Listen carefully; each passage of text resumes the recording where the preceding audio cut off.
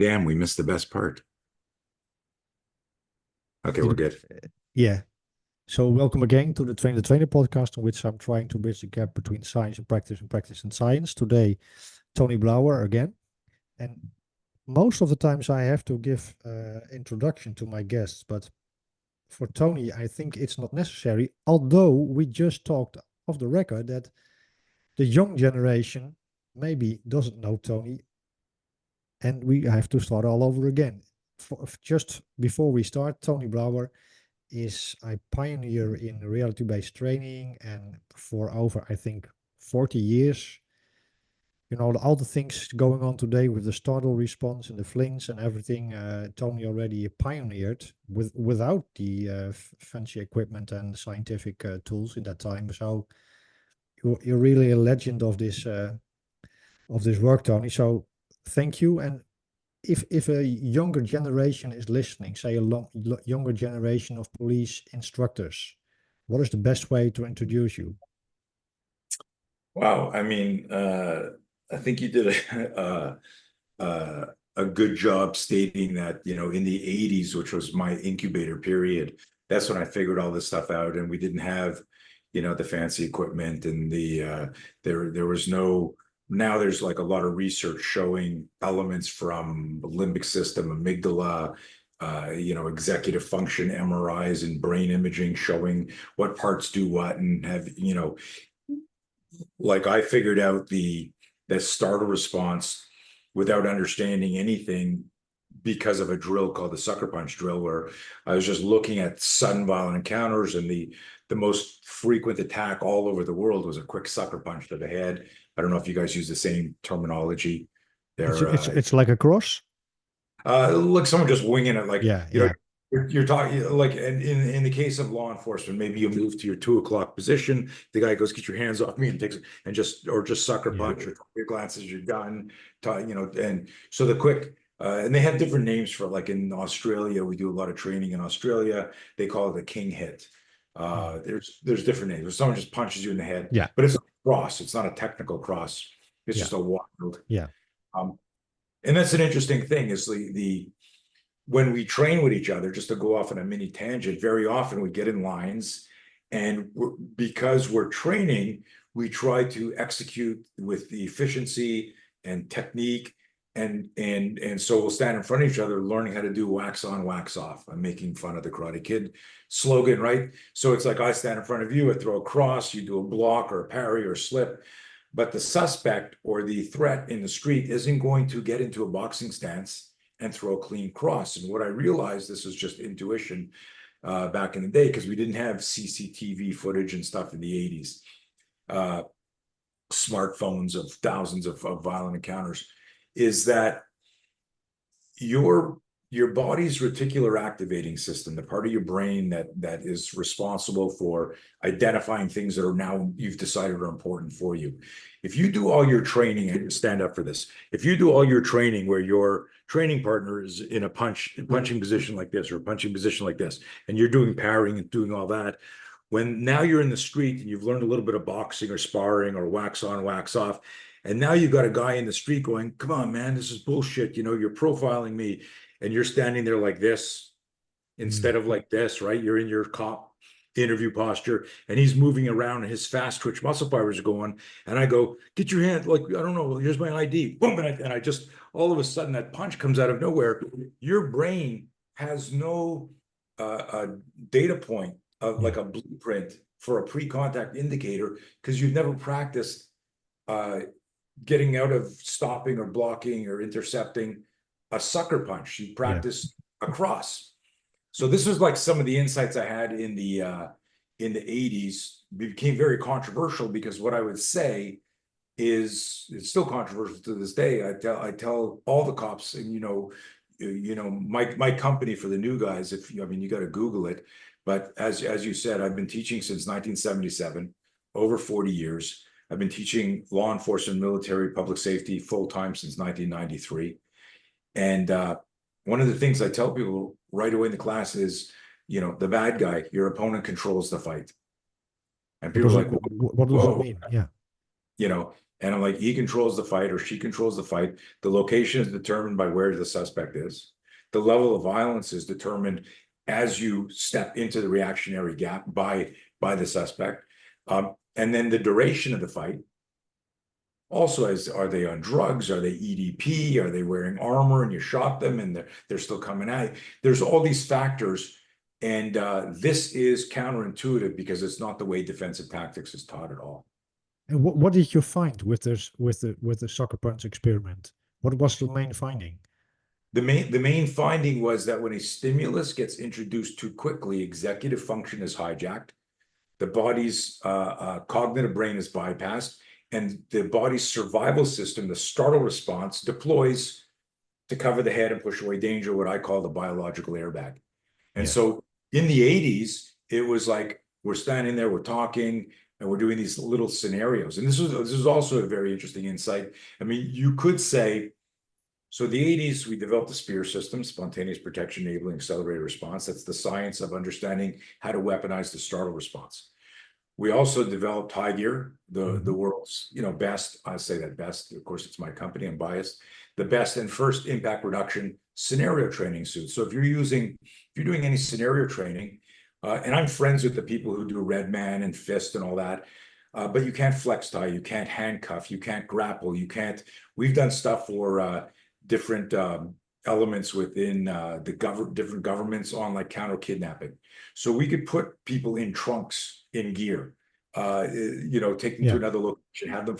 We could do stuff in the car. We could do stuff in small places. So the High Gear we developed in the 80s, the SPEAR system, and also probably the most important, and for those of you who aren't watching the video but listening, I'm wearing a T-shirt of what I think is my most important program of all the programs, and it's a program differentiating between the psychology of fear and the biology or physiology of fear, which everyone talks about: fight, flight, freeze. I go, that doesn't matter. That's post-mortem. That's after the fight, where we go, oh, I ran, I fought, I froze. We need to self-regulate during a violent encounter, and that is our self-talk. What is your inner coach? What is Eric saying to himself during the fight? What is Tony saying to himself? What are you saying to yourself? And so we created a program called No Fear, but it's spelled KNOW. And the hypothesis is that if we change our relationship with fear, we can change our mind in real time. And if we can do that, we can make decisions in real time. And the impact on that is huge, way beyond violent encounters, just in all aspects of our life. So those were actually three massive, they're now verticals in our company, but three intuitive insights in the 80s. But you asked a great question, and that was, what was the big takeaway in the sucker punch drill? And so this was like when you look at most defensive tactics training, most self-defense training, whether it's you're a boxer, MMA, jiu-jitsu, there's no dialogue, there's no scenario. You're practicing moves over and over again to develop proficiency and efficiency. The reality is the first place that we are attacked in a violent encounter is energetically in our nervous system, in our gut. You know this from law enforcement. Every victim of violence who you interview said they had a bad feeling. If you ask the right questions, they will say, and I knew something was wrong. So I define that as energetic pre-contact cue. Great. It sounds like neuroception from polyvagal theory. Yeah. Okay, great. Yeah, go on, please. Yeah. There's a lot of it's interesting because we've got a bunch of psychologists who train with me now, which is wild. If you said to me, because I dropped out of school, that one day I'd be training psychologists and certifying them in our fear management. It's wild. One of the guys who's now actually he's over 20 years now, doctor of psychology, but he's part of our trauma-informed. We have a whole other division which we've never talked about called SPEAR Care, and CARE is the acronym for Comprehensive Aggression Response Education, and it's all for care and services, hospitals, EMS, people who just never thought they would have to, be dealing with violence. They're there to do no harm and try and help people, and suddenly, they've got somebody that's dysregulated. But this guy, his name's Dr. Jeff DeTesso. Krav Maga instructor, high level teaching, comes to get certified in our SPEAR system probably about 7, 8 years ago now at one of our events in Las Vegas. And I don't know what he does because he came in, I'm a Krav Maga instructor. I want to bring your research to my school and my students. So, that's 100% of the people I train, right? Yeah. They're all conscientious professionals who go, yeah, I got really good at the toolbox. I got really good at the system, but I don't understand how to create and reverse engineer scenarios. I don't have high gear. I don't have the fear management. And now that's what I need my students. But I found out 2 years later, he calls me up. He goes, your system is therapy. And I was like, what do you mean by that? He goes, I've got a bunch of clients he says, one of my specialties in my practice is dealing with vets with PTSD. And he says, they are responding so effectively to your fear management program. And I'm like, Jeff, what do you do? What do you mean? What are you talking about? And then he goes on to say, it's actually on our No Fear website, a quote. He says to me, Eric, he says, yeah, this stuff is more effective than anything I've learned in 20 years of psychology. And I said, holy shit, that might be the greatest compliment I've ever received. Too bad I can't use that. He goes, why? I go, well, you're not going to let me put that on a website. And he says, fuck yeah, you could put it there. It's true. It's saving vets from PTSD. And you know where that goes, like if they get in their head too long. So that was a huge honor. And so we do what we can in that area as well. Yeah, that's great. We didn't talk before, but I'm also a psychologist, and I'm also working what we today call trauma-informed whatever, and trauma-informed jiu-jitsu and so on. And the thing you talked about, energetic, what was the term you used? Sounds... I use the term let me preface law enforcement. When we're learning and teaching defensive tactics, we say pre-contact indicator or pre-contact. Oh, he bladed, he target glanced, he balled up his fist. But way before that, there was an energetic impact of, I knew this guy was going to run. I knew this guy was going to fight. I knew this guy was evil. Every victim I always interview the people I train who've been traumatized by events, and with the right questioning, you get to the point. And this is 100% of the people I've talked to, and 100% of the books that I've read. There's always a part where the victim of violence who lived to tell the tale said, I had a bad feeling. And this is a huge part of our programming now. Is we teach people you need to, so we have an umbrella principle called the true safety principle. And true safety is not to be confused with playing it safe, because the safest thing in some fights might be fighting to the death. Right. So it's not like, how do I get the safety? That's part of it. But how I get the safety might be going through the threat. It might be barricading. It might be playing dead. It might be a bunch of things. So it's really this, Socratic, somatic question of what is the safest thing that I can do based on my skill and my knowledge right now. Well, this is great. I would encourage listeners also to explore a polyvagal theory, because they have a concept called neuroception, which is exactly this.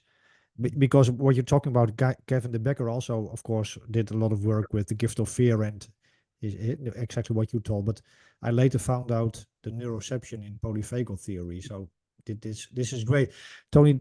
Now this was just your introduction, so we can go over. We can hold 100. There are so many ways to go, but you have to keep a little bit.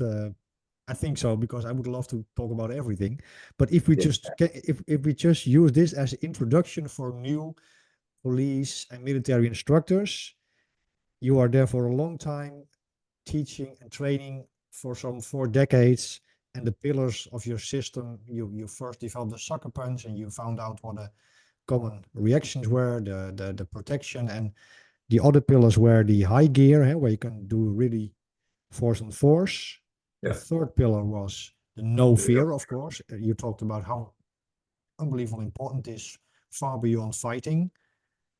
Because if you don't manage your fear, you're going to have trouble managing the altercation. It's the psychological, the impact of fear happens before the fight. Like Gavin de Becker says, the static The fear is the static you feel before the actual event. Yeah. So, but what we did is we broke it down in ways that I don't think nobody had ever done before. And this is why we've got these psychologists training with us and using it and stuff. But it's such a simple, it's such a simple program, but it's something regardless of, you know, I wish people didn't look at my body of work as another martial art or defensive tactic style. It's really a system made up of interdependent components, just like saying, you know, mind, body, spirit, emotional, psychological, physical, neurobiology, kinesiology, psychology. That's what I know, that regardless of how you're trained, if a stimulus is introduced too quickly, your executive function will be hijacked. Yeah. I don't care. You know, you can look at the crocodile hunter who died because he panicked when he got stung, you know, by that fish. He knew not to pull it out, but he freaked out, right? So in that moment, you know, even somebody who's, you know, catching pit vipers and wrestling with alligators and crocodiles his whole life made a mistake because he went into the reactive brain and panicked. So we need to respect physiology, psychology, kinesiology. And if you build your system, and this is what I've always said, is if you build your system around central nervous system truths, you're going to be more resilient and your movements will be more predictable. Great. To end this part and then maybe moving on naturally into another topic, I'm still curious, and I tried to ask you the question the last time, and I'm not sure how to ask the question, but the context is I'm 54 right now, and my feelings and perception and mission have stayed the same, but also changed a little bit. Like in Ericsson, his life development model, you know, like I'm now more caring about making others better than just myself. And I'm so curious. You've been so obsessive with this and your research and everything. What did you change, and did your I'm not meaning radically, but did you change as a person, and did your mission, your vision changed, or will it change now you are growing older? I'm not sure if this is good, this is the right question. No, I understand it. It's a very interesting question, and kudos, because nobody's ever asked me that. And I've been on a gazillion podcasts, so it's always nice to have a new question. I would tell you, to be honest, my mission has not changed. What has changed is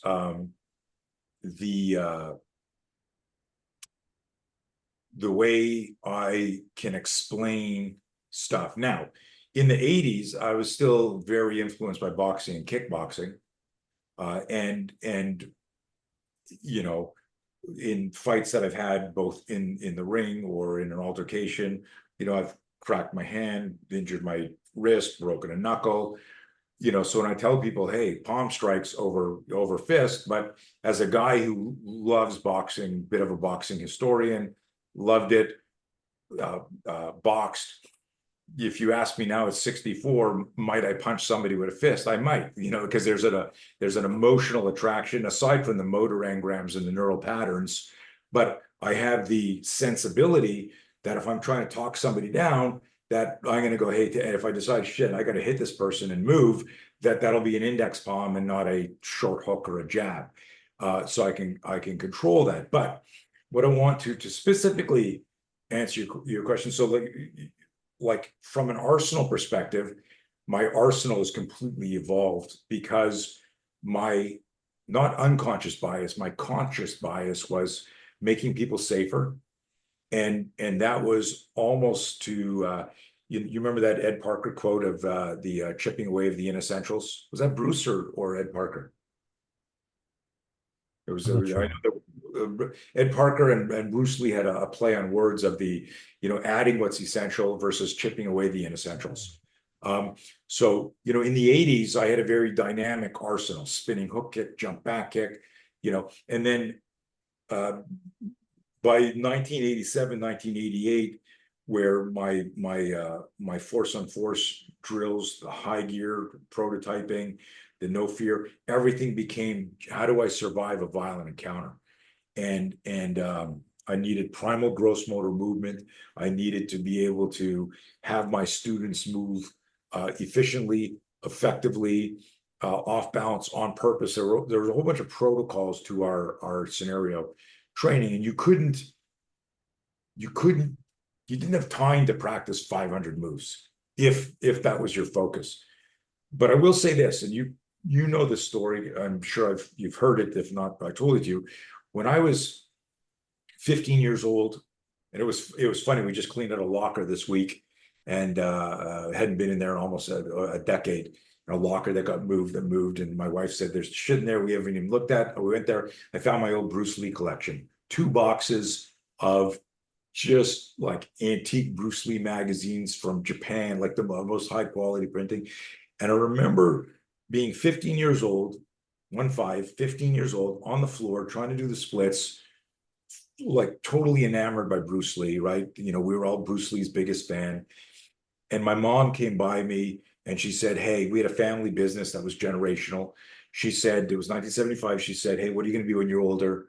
You know, type thing. Like, let's start thinking, you're going to be finished high school soon, or you're going to be a lawyer, you're going to be a doctor, you're going to be an astronaut. What are you going to be? Like, you're going into the family business.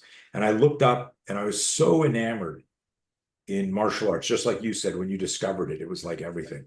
And I grew up afraid of everything, even though I was a good all-around athlete. But when I discovered martial arts, I felt like this was my salvation. And I was so fascinated. I remember gravitating towards kids that were scared in class of sparring and stuff like that. And because I was a really good all-around athlete, I kept my fear on the inside. But athletically, I could do all the stuff. And people would look at me like I wasn't like the nerd, even though I got thick black glasses on now. I wasn't like the nerd. I didn't have the nerd physique. And I could handle myself just out of fear. But I could read the fear in certain kids in the class, other teenagers. And so because it was like, I'd go, "Hey, are you okay? What's going on? I'm just afraid of this." And I would try to coach them. I taught tennis. I taught skiing. When I was 15 years old, I was a professional ski instructor because I grew up on skis. So I always, Eric, I love the question because I'm having flashbacks now. I always wanted to help. I always loved coaching and teaching. And when my mom asked me if I was going to go into the family business or going to focus in school, I said to her, "Mom, I'm going to be like a famous martial artist like Bruce Lee. I'm going to develop my own self-defense system and teach." And to remember her patting me on the head and saying, "Okay, dear, we'll talk about this when you're older."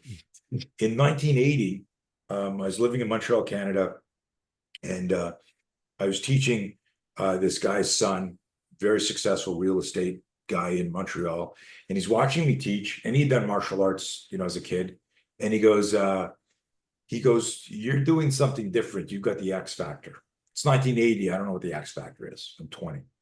I go, "Okay, cool. I don't know what the X factor is." He says, "I want to introduce you to a VC friend of mine." And I don't know what VC is. What's VC? Is this venture capital? Don't worry. Go to this meeting. I go to this meeting. I'm 20 years old. And the guy says, "Ricky says you got the X factor. How can I help you? What is it you want to do, kid?" And I said, this is 1980. So listen to your question. Did I change? 1980 at 20, I said, "I want to make the world safer." And he looked back, he put his arms behind his head, he leaned back in his executive chair, and he says, "You don't think that's a little grandiose? How the hell are you going to do that?" And it's like, "Grandiose, why?" I said, "Look, I have this insight into self-defense that," I don't know if you ever heard this, I think you're going to dig this. I said, "I believe there should be as many self-defense systems as there are people practicing self-defense."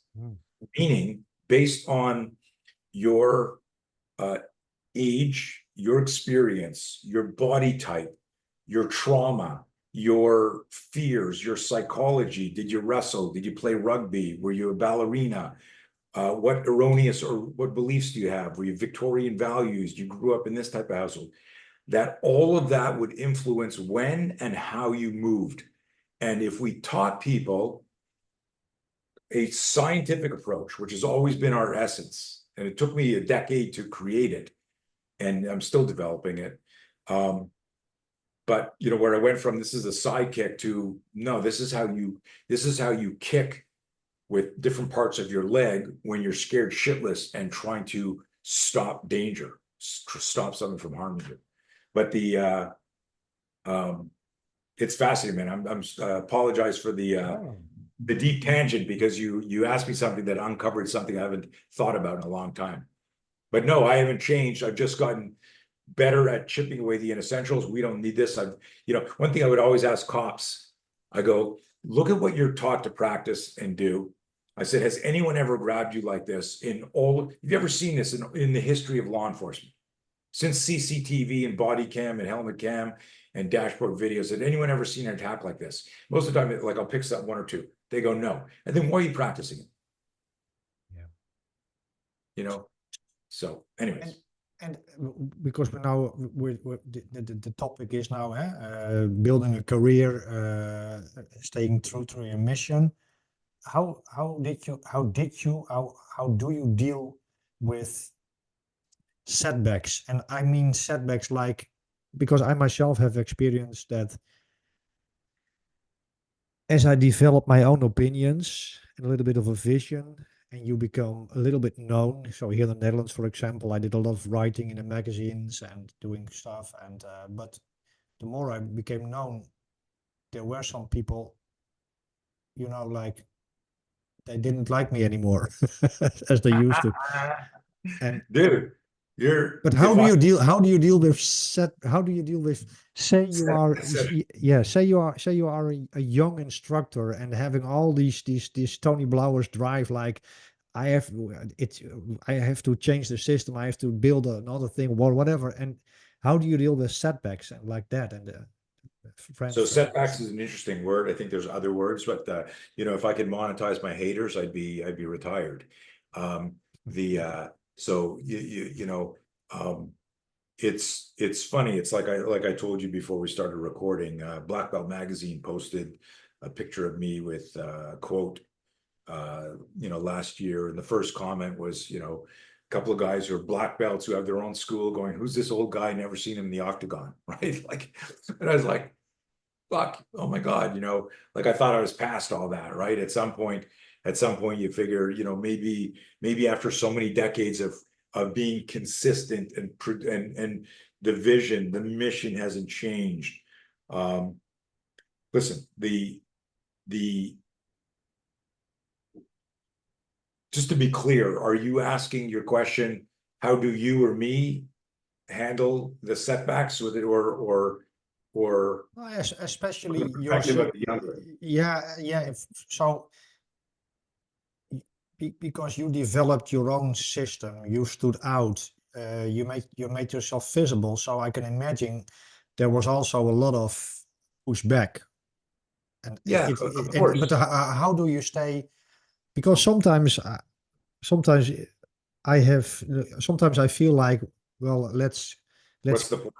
let's quit with all the thing, because sometimes people just react like, I only want to improve. You know what I mean? And sometimes I don't like the bad energy. But how did you deal with that? And how do you deal with that even now?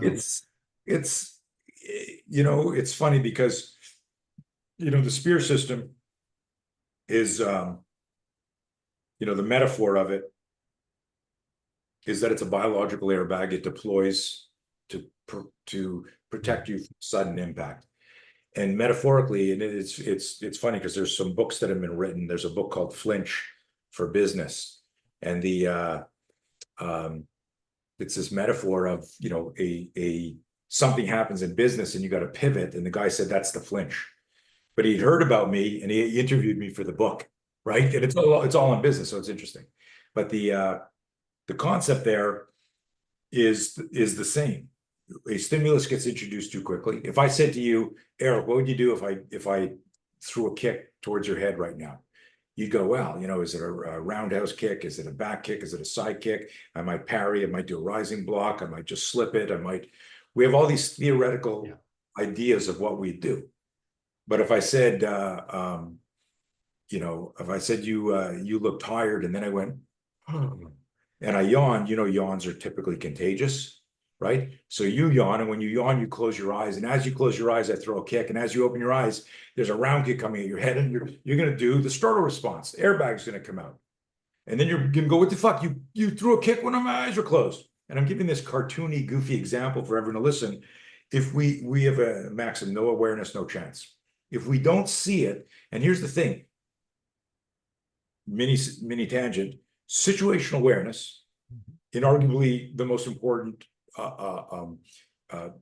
element of intel that we need in any type of, in business, in relationships, but especially during managing violence. No awareness, no chance. You know, you come home and the bank account's empty, your house is empty, your wife left you. No awareness, no chance. I didn't know there was something wrong. She just disappeared. Your employee stealing from you, or you come in and a bunch of people are sitting around and go, hey, you're out of the company. We took a vote.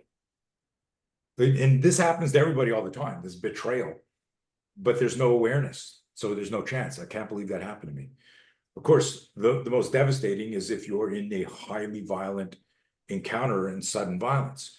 And so you asked me a question, and just coming back full circle, when you've got people, and this is a crazy thing, when you've got presumably good people, like another trainer who's supposed to be helping train the next generation of cops in service or recruits, and they're unconsciously or consciously doing stuff to shut down your research or your voice, right? You're a psychologist, right? This is their trauma. This is their mindset. But the truth of this is it also impacts us. And that's that part where there's been a couple of times in my life where I said, fuck this, I'm out of here. Yeah, exactly. Like, I don't want to deal with this. And I would say all I'm trying to do is make people safer. I used to sign off all my posts for a couple of years. Don't hate me, hate the bad guy. I would sign it off. Don't hate me, hate the bad guy. And I would tell people, if there was no violence, you'd be out of a job, I'd be out of a job, and I'd be perfectly fine with that because I abhor violence. I abhor violence so much that I developed a self-defense system to protect me that turned out to be very effective. And other people said, teach me that, teach me that, teach me that. And here we are decades later, and I've taught thousands and thousands of people around the world, and we've got hundreds and hundreds of affiliates. So what I do, depending on the classification of the insult or the assault, is I flinch, I push away the danger, and then sometimes I get tactical. Is it a cease and desist letter? Is it I got to call my lawyer? Is it calling somebody out online? And most of the time these days, I just ignore, delete, block. It depends what it is. It's tricky because there are a lot of people, you said this in the beginning, I pioneered this stuff. There's a lot of people that unconsciously or consciously want to be the man, right? They want to make the money. They want to, you know, then so their decisions are driven by power and greed, which is an insecurity. And rather than saying, and this does drive me crazy, where people will change my languaging, change some of the words, get in a thesaurus and go, okay, I won't say that, I want to call Tony Blauer, and change, like, you know, I love to write, and I've been a professional speaker for decades, so I have Blauerisms, I have things, and I see them all the time changed by people, and I'm like when I do my talks, there's about 8 people that I regularly quote that really influence me. It would never occur to me to change something Shakespeare said, or some contemporary, Wayne Dyer, or I mean, Gavin de Becker. I mean, there's a list of people that I reference in the talk, because I go, well, I'm a good enough writer, I could change this so it sounds like I came up with it. I would never do that. It's so unprofessional. It's, and you know this because you've done a lot of academic work. It's called citations and versus plagiarism. It's called. Yeah. So I don't have a short answer for that. I will tell you, if you're a young trainer out there, there's nothing wrong. In fact, it will accelerate believe it or not, it will accelerate the respect people have for you and your efficiency if you honor and say, I stand on the shoulders of giants. I stand on, as the expression goes, I got this from this person, this person, this person, this person. There's a lot of people in there. It's like the influencers online. I make this joke. Got all these young influencers, biohacking. They're 28 years old, telling you about their secrets to longevity. And I'm like, moron, you're 28.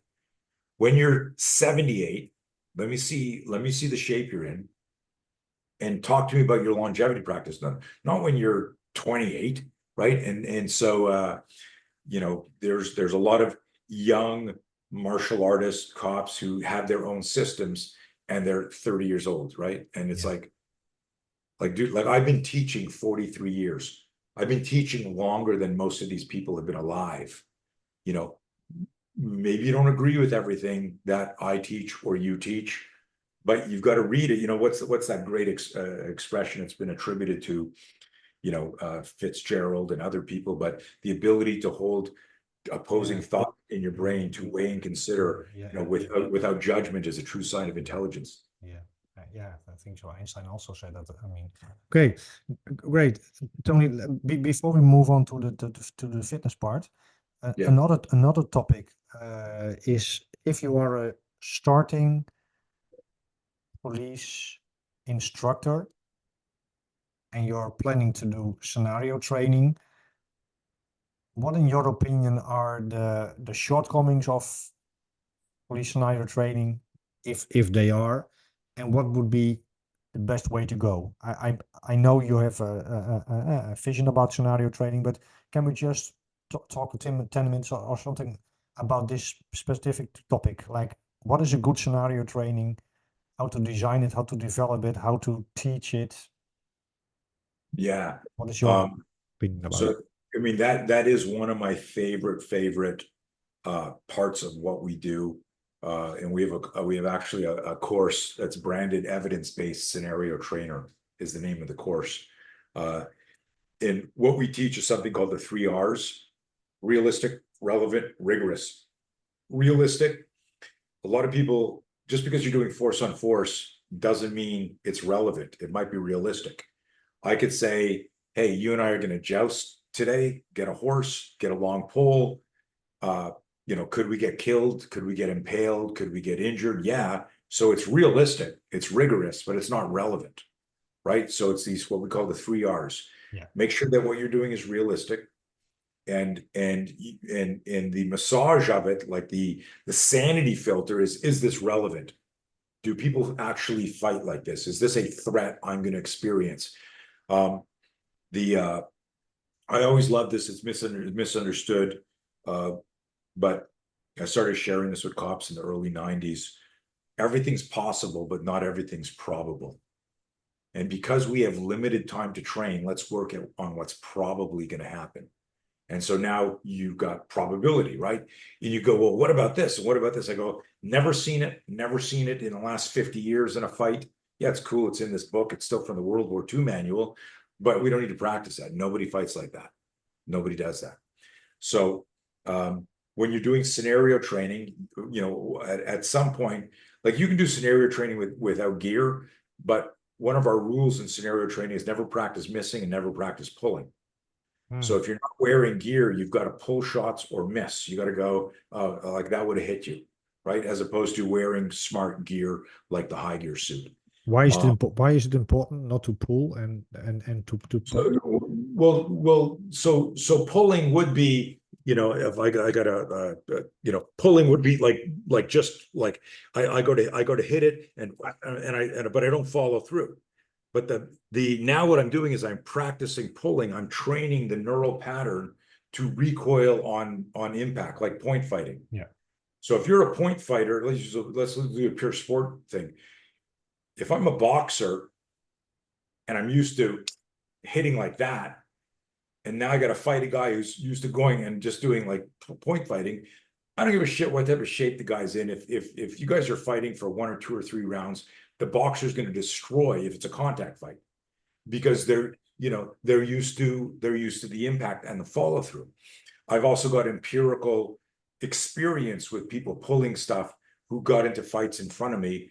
And, you know, and I would say, and I warned this one guy, I said, you know, if you practice pulling, and Benny Urquidez said this to me in 1980, Benny the Jet, you know, we were talking about having a really deep talk, and he said, what you practice is what you'll do. Yeah.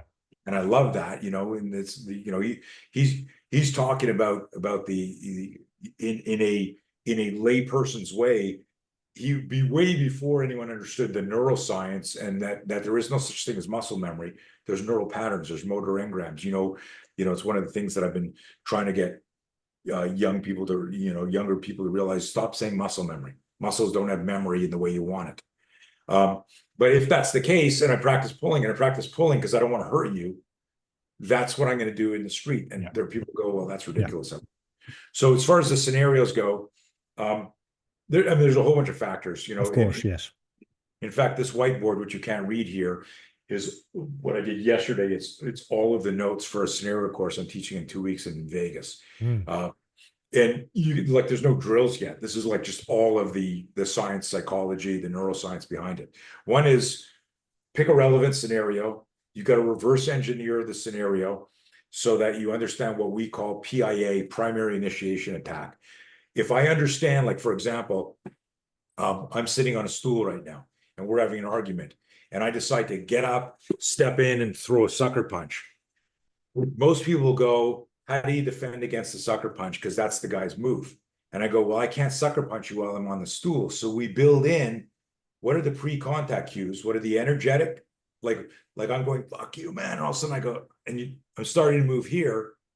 And nobody's like tracking all of those movements. And so we have a slow motion drill called ECT, emotional climatization training. And it's 6 stages, and it teaches you to track and catalog the auditory, visual, and physical pre-contact cues. Yeah. And what it does is, this is so counterintuitive, is you do this drill in slow motion, and it makes you faster in real life because you're educating your brain at a metacognitive level. And so we have another model called be a good bad guy. Yeah. I don't want to see Eric Kyokushin guy in front of me. I say, hey, Eric, in this scenario, you're a drunk who's trying to strong arm rob me in the street. And I go, get off me, and you do some sloppy. And we break that down, and we're going to do that scenario. In this scenario here, you're you work for a small crime boss, and I owe you money, and you come up to me and you go, head or gut, I got to hit you because you didn't pay. I'm going to kill you next week if you don't bring me. And I give people, like we do in our scenario training, I go, this is very interesting. When we do our scenarios, I go, you're the bad guy, and this is your life. This is what's happening. You're the good guy, and this is what's happening. So it's never Eric, 30, 40 years martial arts, Kyokushin guy versus Tony. It'd be like who our characters are. But what that does is it mitigates the influence of unconscious ego and sport play in a scenario. We differentiate between like just doing a freestyle scenario and replicating.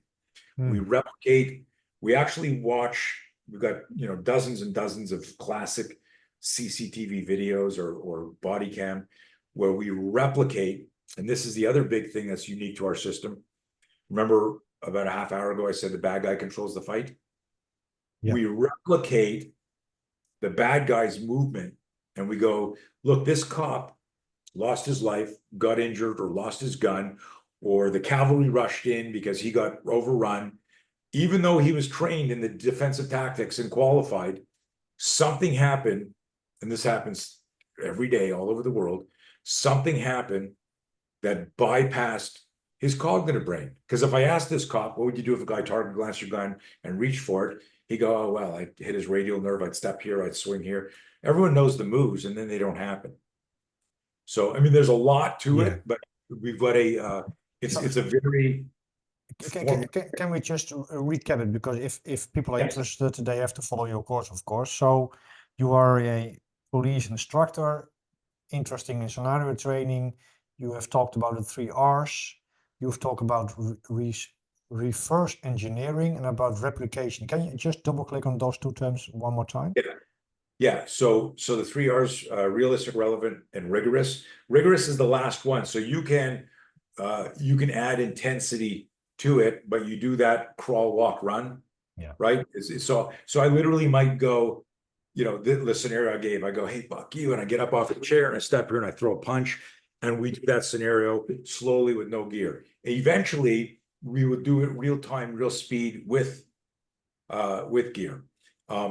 And even though you know what's happening, what's crazy, we call this the Jack in the Box moment. Even though you know what's happening, if I'm being a good bad guy and I'm giving you good verbal, it will still impact you. As we call this the like a synthetic fear spike. Even though you have what we call ACP, awareness, consent, and preparation. If I said to you, just bob and weave this and hit me with a liver shot, and I'm here and I'm in gear and you're in gear. Yeah. And you, Eric, you motherfucker, I'm gonna come flying at you. Your body still, even though you've done this dozens of times, still goes, whoa, holy shit. And the airbag deploys. And this is like one of the bullets on this board says to spear or not to spear.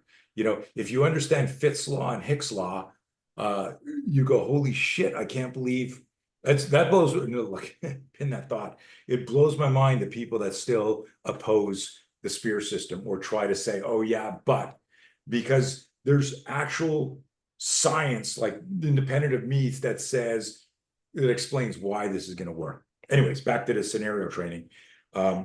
The other stuff, replication. Yeah.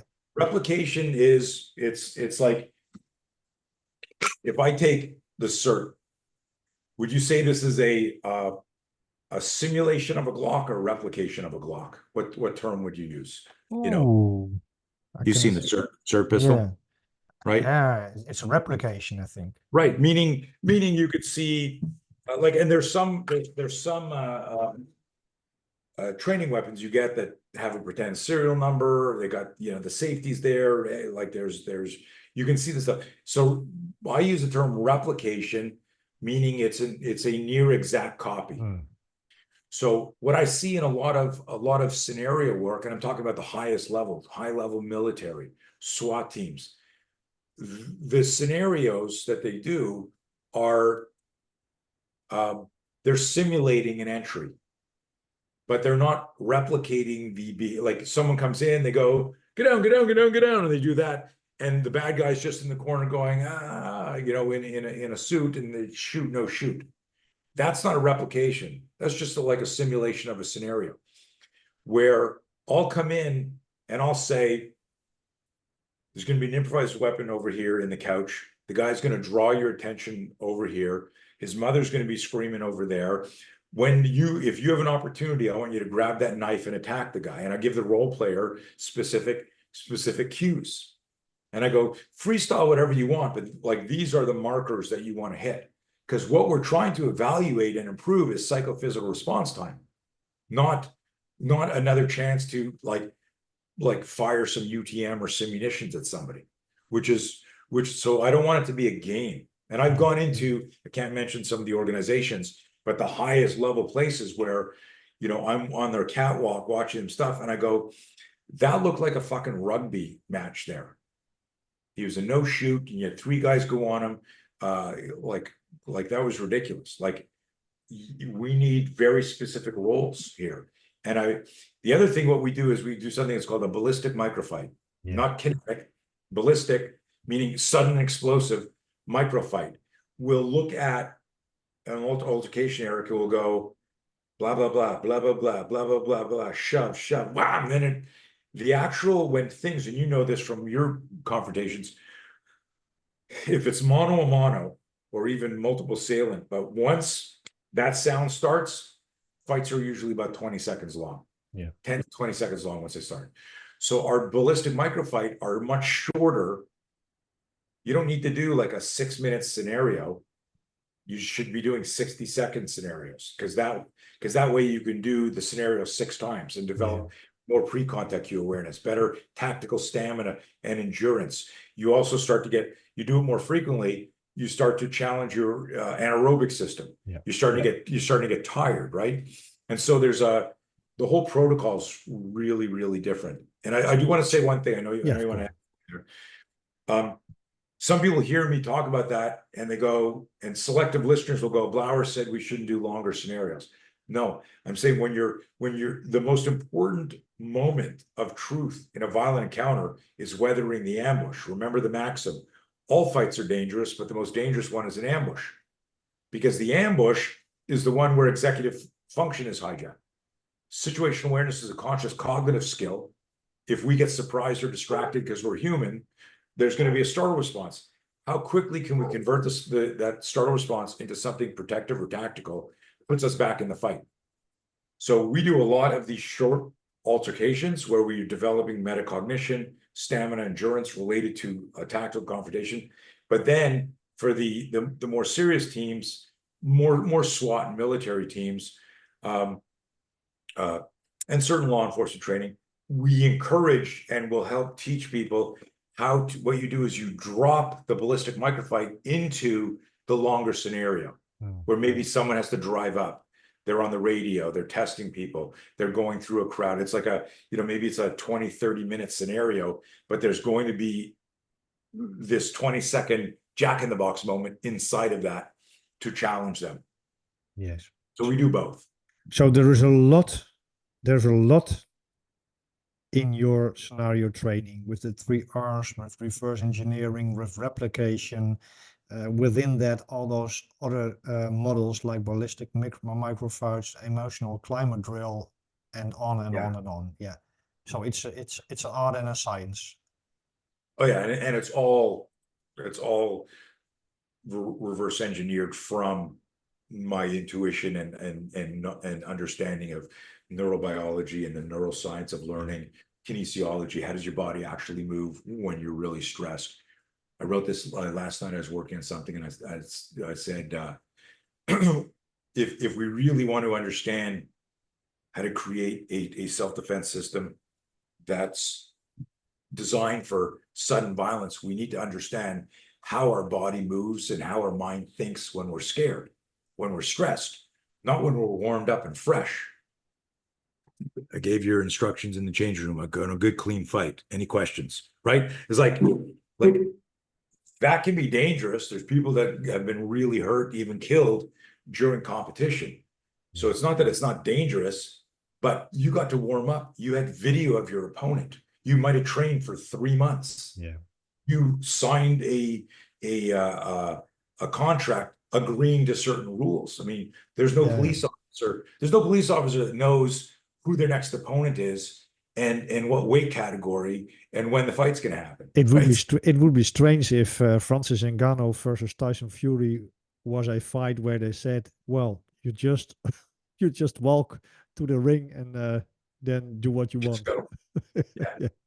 Yeah. You know. Okay. Thank you for this part of scenario training. Do we have 10 minutes left or more for staying fit?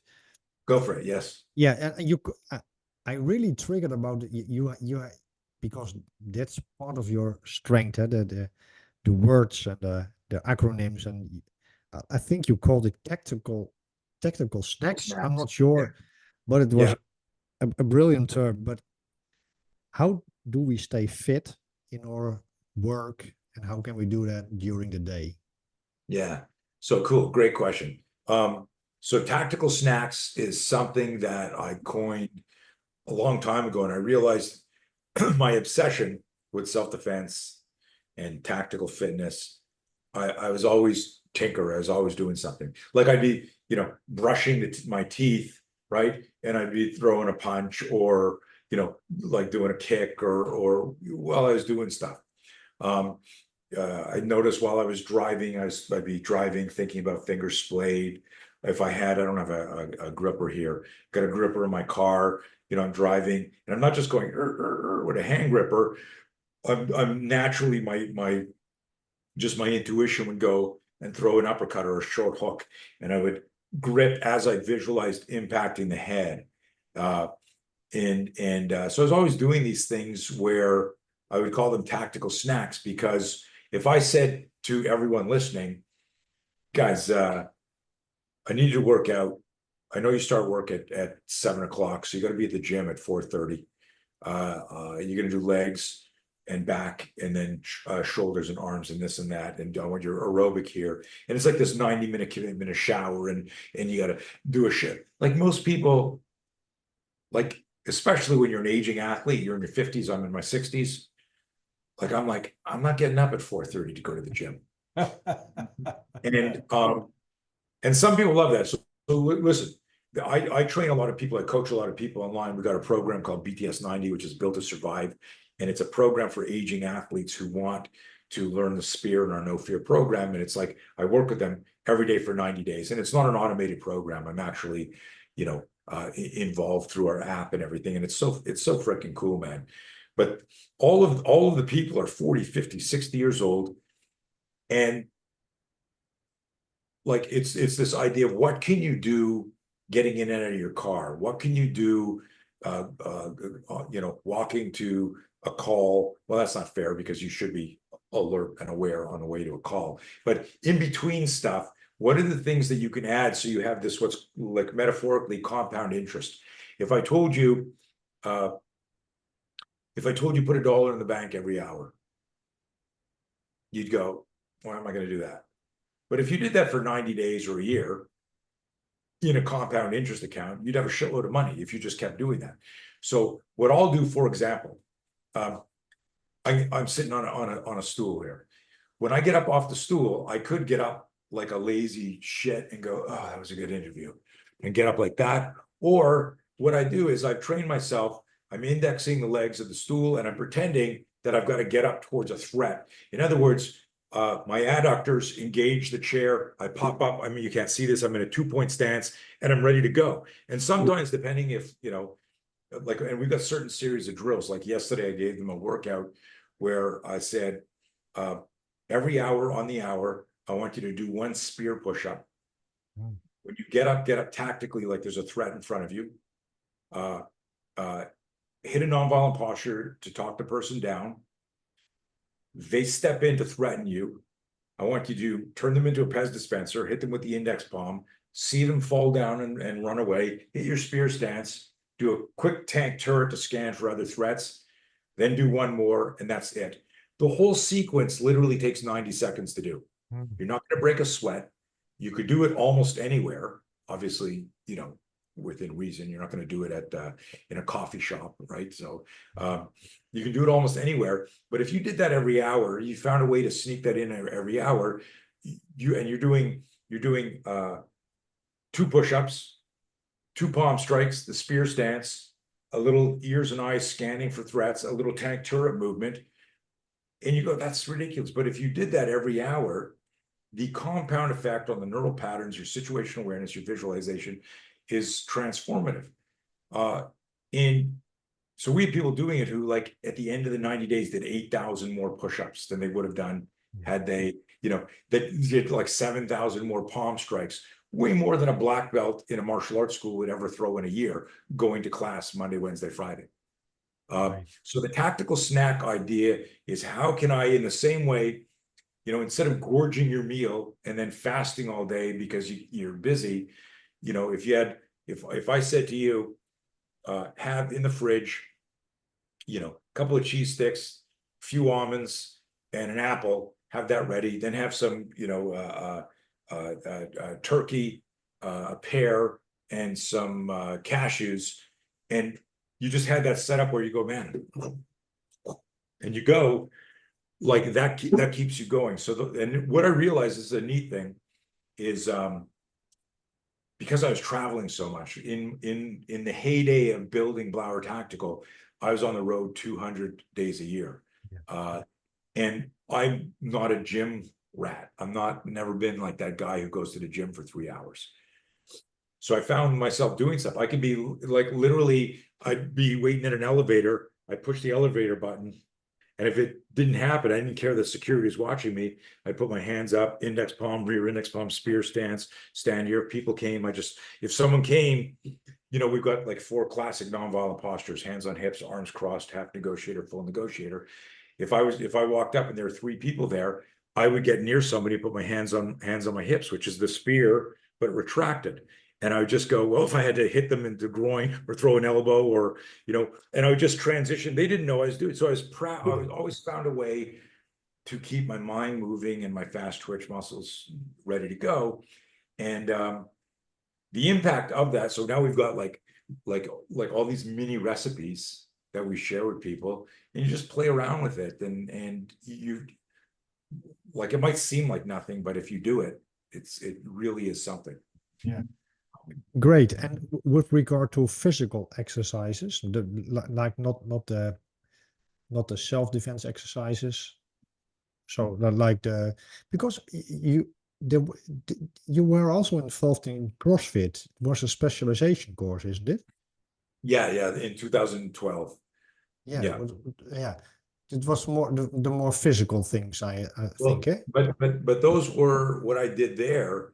And that was crazy, is we created like a tactical WOD, like a workout of the day. Yeah. But what it was it was built around self-defense protocols. And what I looked at some of the stuff, most of the stuff that I created for them was practicing violence and developing stamina, endurance, and speed around my self-defense protocol. So we weren't doing CrossFit at the time. It was just a specialty course called CrossFit Defense. Yeah. And it was incredibly controversial because people hated CrossFit. We're going, what are they like? They didn't realize like it was me that developed it, and I've been doing self-defense for decades at that point. But the connection I would tell people is like, hey, if you can do a front rack, you can do a vertical elbow.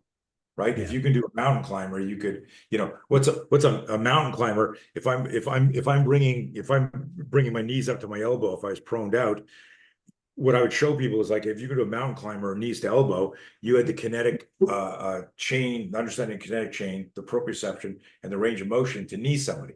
Yeah. So I just looked at, if you can do a wall ball, you can do the spear, right? And if you can do a push up, you can do a palm strike. I was just showing people that you had a built-in arsenal already, which is something I always told people when we developed our Be Your Own Bodyguard program before CrossFit. I'd say, tell people you already know how to fight. You just don't know you know how to fight. The connection is, how do I manage my fear? And how do I, for most people, like, they got blinders on, right? They don't realize they're in danger. That's why so many people get surprised. If you are a police trainer or even maybe a cop listening, what can they do with regard to tactical snacks? Say most of my colleagues are driving many hours a day in their police car. Yeah. Are there great recipes for them from? Yeah. So we know, of course, that sitting for so long is not good for your hips or your back, right? Yeah. So I will tell you this, as an aging athlete, one thing that I am paying the price for now with back and leg issues and stuff like that is not maintaining my mobility, stability, stuff like that. So everybody, if you're young enough, keep your hips, you're flexible, really look into good mobility and stability stuff, because you are sitting a long time. What I do when I'm in my car, I've been doing this the whole podcast.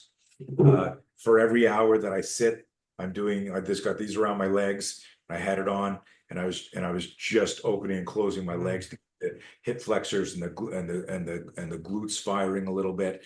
So when I stand up, I'm not so much of a wreck.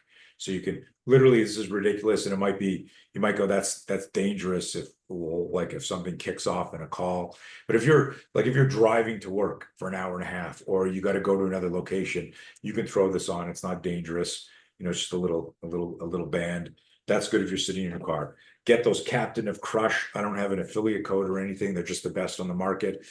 And strong hands can save your life. So while I'm driving, if I got to grab somebody's throat, grab somebody's ear, grab somebody's shirt, and I've got actually, I think it's public online. I have a whole workout program I filmed on driving in a car and things to do with a grip on when I'll tighten up to throw a punch. So I'll do vertical fist, corkscrew, uppercut.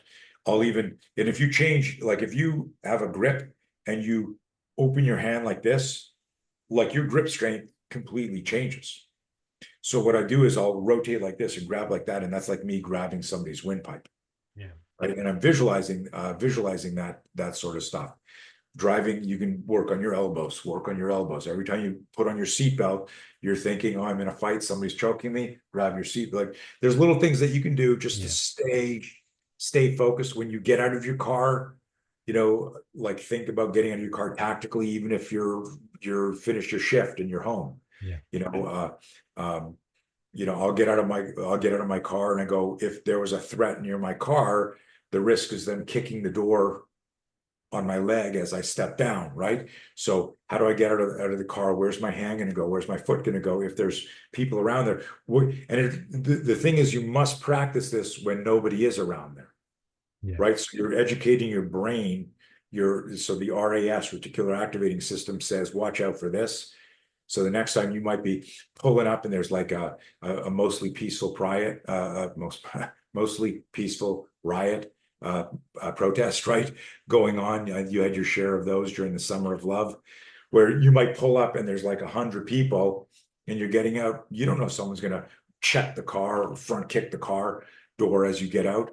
So having that in there, there's all these little things you can do that just make you feel like you're dialed in. Some of the other stuff you need to be able to, get down, do a push-up, do a squat. And when we do like squats, we do tactical squats, not CrossFit squats. What are tactical squats? Like a tactical squat would be, like I'm in a fighting position and my tactical squat is something like this, as opposed to, coming down like that. So, if Bob throws a punch at me, I'm not going to go, oh, and try and squat like that. I drop down under it. So you might do like, negotiator and then hit an index palm and then you visualize, should I just hit him and he swings a haymaker? I'm going to step under and I'm going to do that squat. And we do stuff with resistance bands and weight vests and all sorts of stuff. But and like yesterday, I did a workout here in my garage gym, and I teach here twice a week live. Every Tuesday and every Thursday morning, I do live. We have a program called the Tactical Garage Gym, and it's where I help build human weapons, in here. And we've got literally people all over the world that join it and train with me, ask me questions. But so tactical snacks are maybe 2, 3, 4 minutes. The idea is like I've got some executives that train with us. They go to the bathroom during their day at a meeting, and they're in the bathroom, and how they open a door will be a half spear, and they'll get in. If nobody's there, they'll do a couple of little things, just throw in the little reps there. But that doesn't mean we don't do longer workouts. Like yesterday, man, I was like dripping. I did a good long workout. So again, watch out for, like, if I say, hey, the ballistic microfight's 20 seconds long, you got to understand why you're doing that, but that doesn't mean you don't do a full-on experience. And when I say tactical snacks represent for those people who can't get to the gym. You're doing something. If you already have a ritual of going to the gym, continue that. You go for a 10-mile run once a week. You do hill sprints another day. You're hitting weights twice a week. What you're not doing is tactical snacks. Yeah. Right? And during sudden violence, if you said to me, if I said to a guy who's hit the gym like 3 times this week for all his body parts, when's the last time you did something tactical? He'll go, well, I went to the range last month. But if you asked anyone who trains with me, when's the last time you did something tactical? They'll go, I don't know, an hour ago, right? Because it's also about the mind, isn't it? It's what?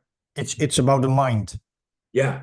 It's seeing it, and listen, people who don't understand defensive tactics, combatives, martial arts mind, and all that will go, you're paranoid, but that you're like, we're not paranoid. It's our calling. We're prepared. We like this stuff. I don't walk around looking for violent encounters. I just think about these things. Did I forget to ask you something about tactical snacks, Tony? Where can people find more about this? On your writing, of course. I post a lot about it, but like there's an actual course that people can follow called BTS 90, And if anyone just emails us, my team or myself will get back to you. We've got all this stuff available. Right. So to summarize, we started with who was Tony Blauer for for dummies. Yeah.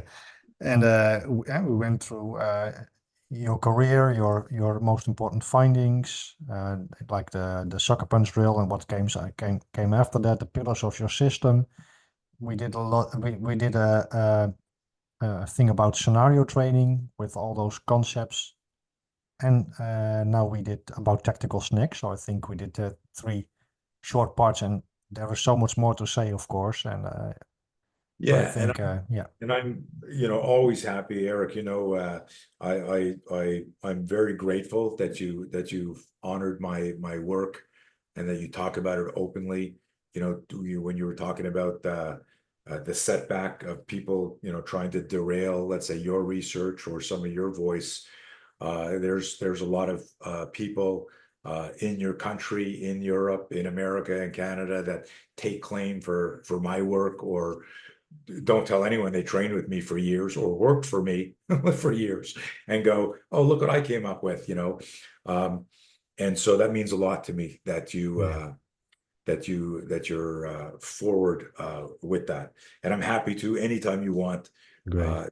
jump on a future call and go deeper, like a call. Yeah. Let's do a call on and demoing some of the stuff so Yeah. people get an idea. Happy to Would do be that. great. I have to ask one more question. That's the use of words, because you told me that you love writing, and Yes. we all know this, and many people are attracted to you because of the great acronyms. And what is it? How because from the start, from detect, diffuse, defend to no fear to the spear system. What are you dreaming about acronyms? Why is how is it? I'm the Mozart of acronyms. I don't know. It's great. Yeah. It's funny because I was. It's just the way my brain works. I know they're easier to understand, and understand this. Like, I never used acronyms until I did a big contract with the Naval Special Warfare, where I had developed the spear in the 80s, but I called it the spear because of the shape of the hands, right? That we would hit our spear stance, where I said and when someone would try to headbutt, haymaker, tackle, we would just slam them. And so, when I was telling the first students, I'd go, wow, and you just drive in there, right? And the movement of hitting, we would never hit the head, because when somebody really throws a punch either way or goes to tackle you, their head comes offline because of the way their body's torquing around the punch or going to grab your legs. So we would always hit, and it would always blast. The forearm would blast the brachial or the collarbone or the bicep or whatever the person was hitting with. And when I was teaching to my students, they would sometimes hesitate to come in. It was very offensive.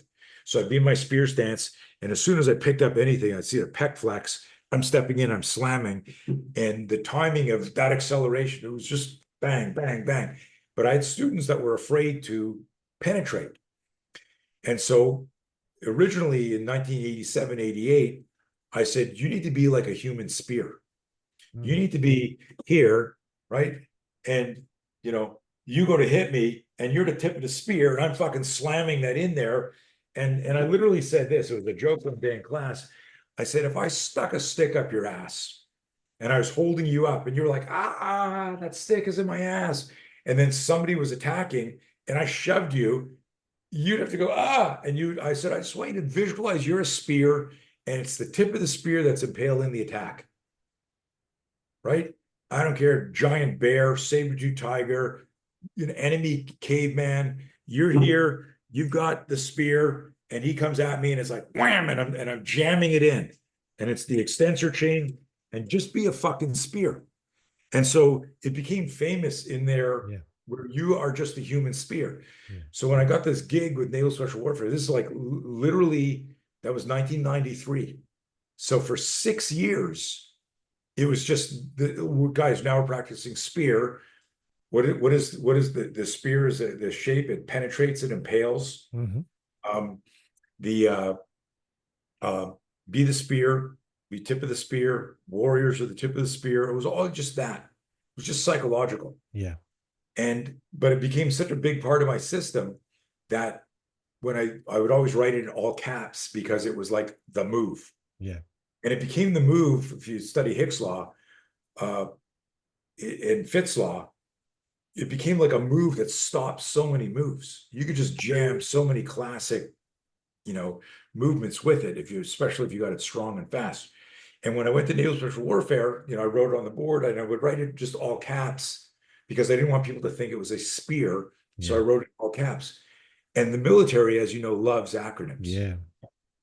And one of the guys said, "What does spear mean?" And I go, "What does it mean?" It means nothing. It means be the spear. You're the human spear. They said, "Oh, because you wrote all caps, we thought it was an acronym." And I literally went, huh. And I'd been, because of the startle response in the sucker punch drill, I was already talking about spontaneous protection, spontaneous protection, spontaneous protection. So I wrote down spontaneous protection. And then the original acronym was enabling aggressive retaliation. So the original one was, because we always had the de-escalation. In the 80s, I was teaching de-escalation way before it became like a hot buzzword now. So in the 80s, if you trained with me back then, or you would know that I was teaching nonviolent postures back then, Trojan horse psychology. Hey, take it easy, take it easy. I'm ready to go, but I'm not in a stance. I'm talking like this. And then the spear would fire out there. But of course, there was the startle response, and then you would just jam but the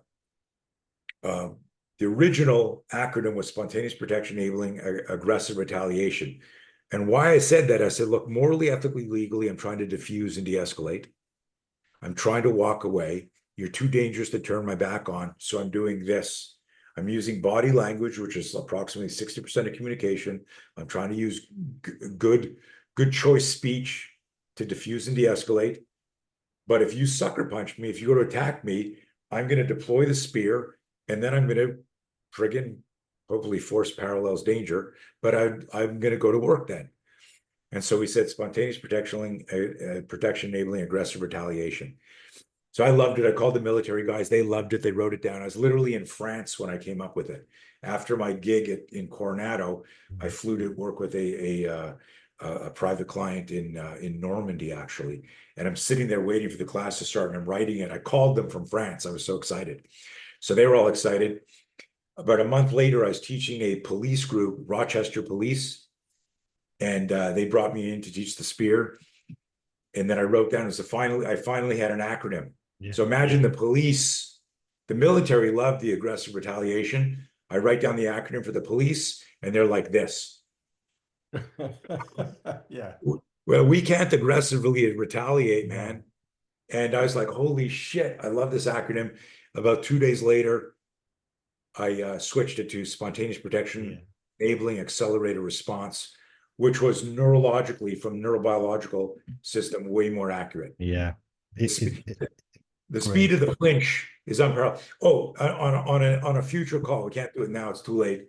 But I found a study, I'd never seen this in 30 plus years, a study conducted by some group in Canada on the speed of the flinch, like a startle flinch, where it was eyes, head, neck, shoulders, hands, legs, torso, legs, that the cascading effect where the eyes move fastest and first, then the head, then the shoulders, then the arms and hands, then the torso, and it showed this cascading effect and the speed of it and how much faster it is than wax on, wax off. So if you can harness and attach, my hypothesis was this: if we can attach a cognitive relationship to a reactive component of our brain that works at the non-conscious level, central nervous system, that would be the fastest thing we could do, because it's faster than you saying, block that punch, throw that kick. Professor Roelofs from Radboud University in Netherlands, she studies freeze and flight behaviors. And she also talks about getting the autonomous reactions automatically coupled with cognitive reactions.